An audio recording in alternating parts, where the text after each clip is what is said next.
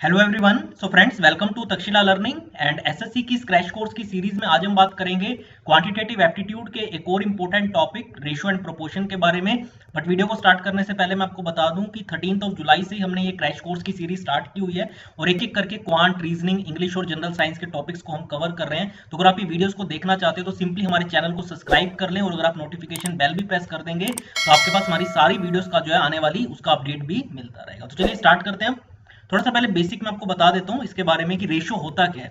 देखिए, जब भी हम किन्हीं दो या दो से ज्यादा नंबर्स को अगर कंपेयर करते हैं तो सिंपली हम उन्हें एक्सप्रेस अगर करते हैं सिंपलेस्ट फॉर्म में तो हम उसे क्या कहते हैं, रेशियो बेसिकली। जैसे फॉर एग्जांपल मैं आपको बता देता हूँ, जैसे कोई दो नंबर है, उसकी वैल्यूज है एक की 20 और दूसरे की 25। तो अगर देखिए हम इसे सिंपलेस्ट फॉर्म में एक्सप्रेस करना है, यानी अब देखिए 20 और 25 दोनों ये 5 से कट जाएंगे तो 20 किस पे चला जाएगा, 4 पे, और 25 5 पे, तो 4:5 हमारा रेशियो हो जाएगा। तो यानी जब भी हम किन्हीं दो या दो से ज्यादा नंबर्स को सिंपलेस्ट फॉर्म में, यानी जब तक वो कट हो सकते हैं, अगर वो हम सिंपलेस्ट फॉर्म में एक्सप्रेस करें तो वो बेसिकली हमारा क्या होता है, रेशियो।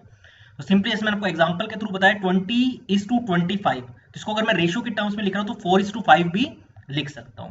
अब यहाँ पे देखिए फॉर एग्जांपल A:B के फॉर्म में अगर जनरली हम बात करें तो यहाँ पे A जो है हमारा, उसे हम क्या कहते हैं, फर्स्ट टर्म, या हम इसे अगर बात करें एंटीसीडेंट भी कह सकते हैं, क्लियर है। जबकि B जो है उसे हम सेकंड टर्म कहते हैं, यानी कॉन्सिक्वेंट, क्लियर है ना। तो इन दोनों को भी नोट डाउन कर ले, पता होना चाहिए कि ये जो दो टर्म्स है हमारी A:B की फॉर्म में अगर मैं रेशियो को एक्सप्रेस कर रहा हूँ तो A हमारा, हम उसे कहते हैं एंटीसीडेंट, और B हमारा क्या है, कॉन्सिक्वेंट। तो जब भी हम किन्हीं दो या दो नंबर्स को सिंपलेस्ट फॉर्म में एक्सप्रेस करें तो वो हमारा क्या हो जाता है, बेसिकली रेशियो। अब बात करते हैं प्रोपोर्शन क्या होता है।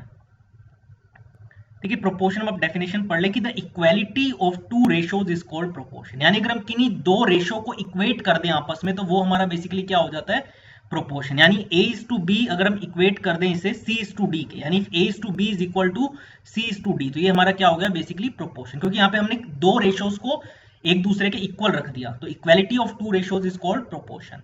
तो बस यहाँ पे हम क्या कहते हैं, then we can say that A, B, C and D are in proportion. तो ये हमारे क्या आ गए, प्रोपोर्शन में आ गए, क्लियर है। तो A, B, C and D are in proportion.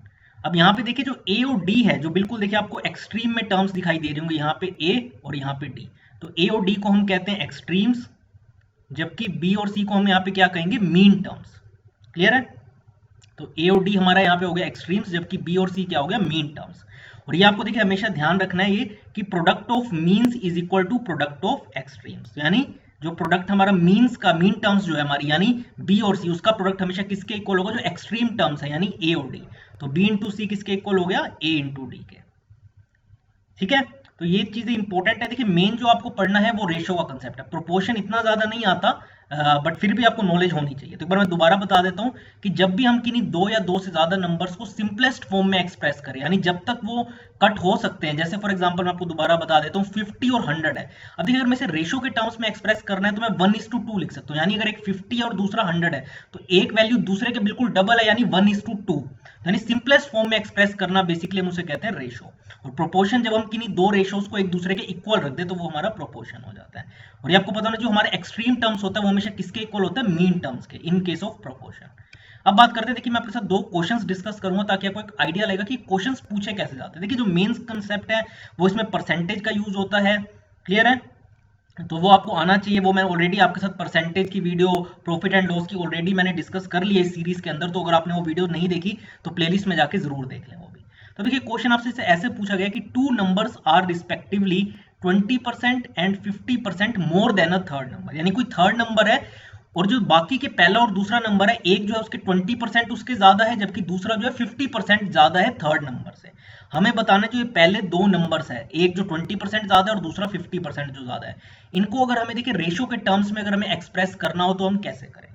तो देखिए हमें देखिए दोनों जो पहले नंबर्स है वो हमें उनका किसके साथ रिलेशन गिवन है, थर्ड नंबर के साथ। और थर्ड नंबर को देखिए क्योंकि हमें उसकी वैल्यू तो गिवन नहीं है, हम उसे एज्यूम ही कर सकते हैं, तो let the third number be x. तो हमने अपने आप से एज्यूम कर लिया कि थर्ड नंबर की वैल्यू क्या है, एक्स है, क्योंकि देखिए हमें गिवन तो है नहीं यहाँ पे, तो ऑब्वियसली बात है हमें एज्यूम करके चलना पड़ेगा खुद से ही। तो हमने थर्ड नंबर की वैल्यू को एज्यूम कर लिया एक्स। तो देखिए थर्ड नंबर हमारा एक्स हो गया, तो पहला और दूसरा नंबर क्या हो जाएगा, क्योंकि पहला नंबर जो है वो तीसरे नंबर से 20% ज्यादा है, जबकि जो दूसरा नंबर है वो 50% ज्यादा है। तो तीसरे नंबर को तो हमने एज्यूम कर लिया x, तो पहला नंबर क्या हो जाएगा। देखिए ऑब्वियसली बात है, वो कई बार एक चीज बताई है किसी भी अगर आप नंबर का 100% निकाले तो वो उस नंबर की वैल्यू ही आ जाती है, ठीक है ना। यानी अगर फॉर एग्जांपल मैं आपको कहता हूँ 37 है, इसका अगर आपको 100% निकालना है तो 100% ऑफ 37, तो यानी 100% ऑफ 37 इज 37 ओनली। तो यानी अगर आप किसी भी नंबर का अगर 100% निकालते तो वो वैल्यू ही आ जाती है, उसमें कुछ भी इंक्रीज या डिक्रीज नहीं होता जब भी आप किसी नंबर का 100% निकालते हैं। जबकि इस केस में क्या है, ये जो दो नंबर्स है हमारे, एक 20% ज्यादा है जबकि दूसरा 50% ज्यादा है। तो मैंने आपको बताया 100% जब भी आप किसी का निकालते हैं उसमें तो देखिए कोई इंक्रीज या डिक्रीज होता नहीं है, बट यहाँ पे 20% और ज्यादा, तो हम क्या करेंगे, पहला नंबर हमारा क्या हो जाएगा, 120% ऑफ x हो जाएगा। जैसे मैंने आपको रीजन बताया, क्योंकि 100% अगर मैं 100% ऑफ x निकालता तो वो x ही आ जाता, बट क्योंकि मेरा 20% और ज्यादा है तो मेरे को यहाँ पे 100 में 20% को और ऐड करना पड़ेगा।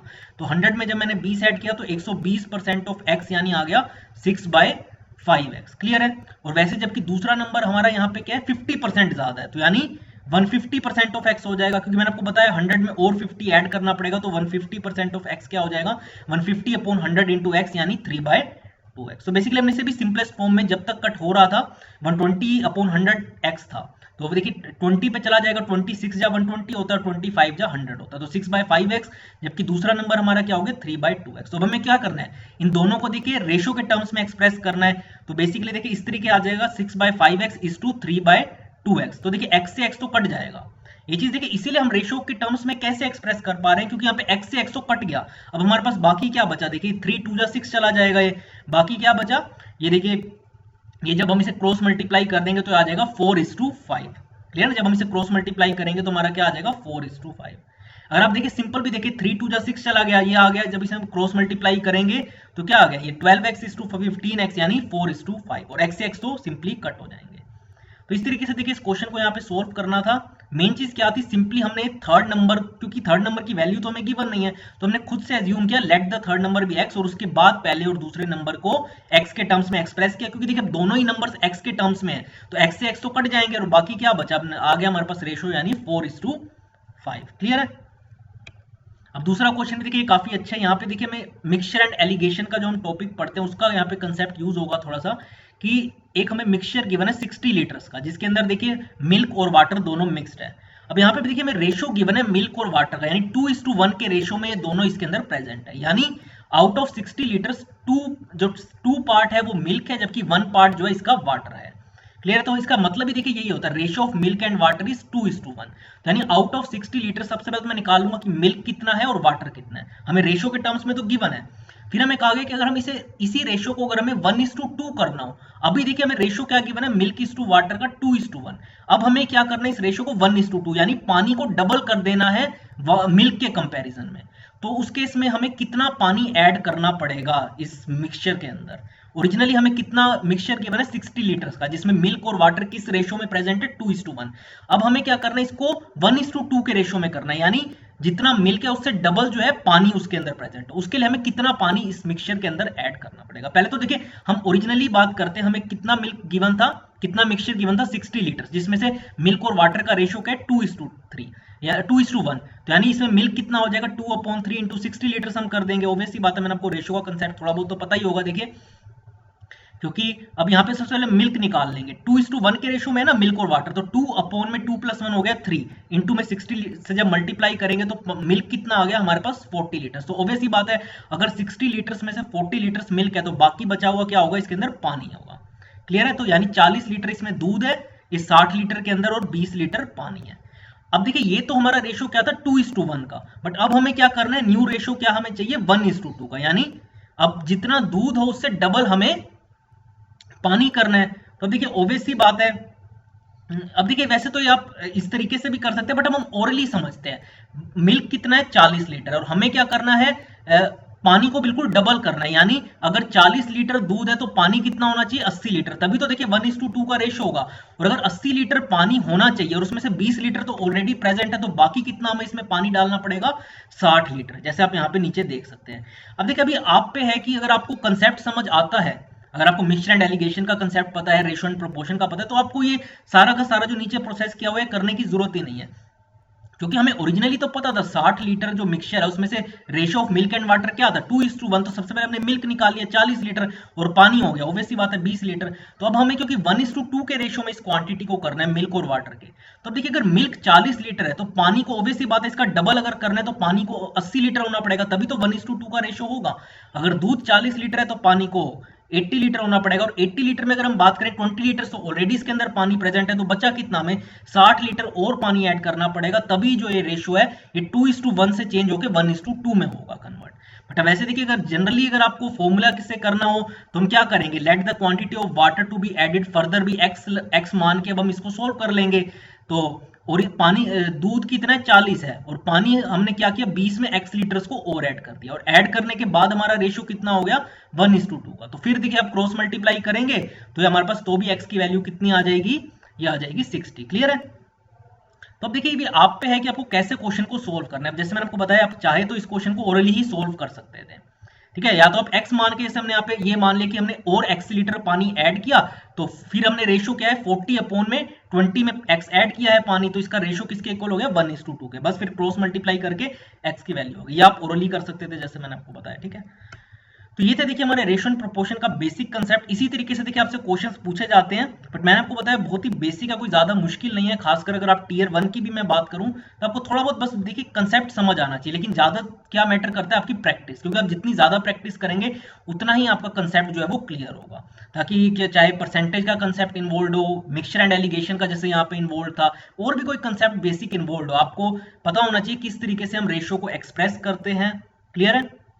तो ये कुछ बेसिक चीज है जो आपको आनी चाहिए। फिर भी अगर आपको कोई डाउट है तो देखिए आप कमेंट बॉक्स में जरूर पूछ सकते हैं, और इसी तरीके से देखिए आगे भी हम वीडियोस कवर कर रहे हैं इस सीरीज में। देखिए हमारा मेन एम है कि आपको सभी टॉपिक्स का ब्रीफ ओवरव्यू देना, और हमारे एक ये एज्यूम करके चल रहे हैं कि आप खुद से प्रैक्टिस करेंगे, और आपका कोई डाउट हो तो आप कमेंट बॉक्स में पूछेंगे, ठीक है ना।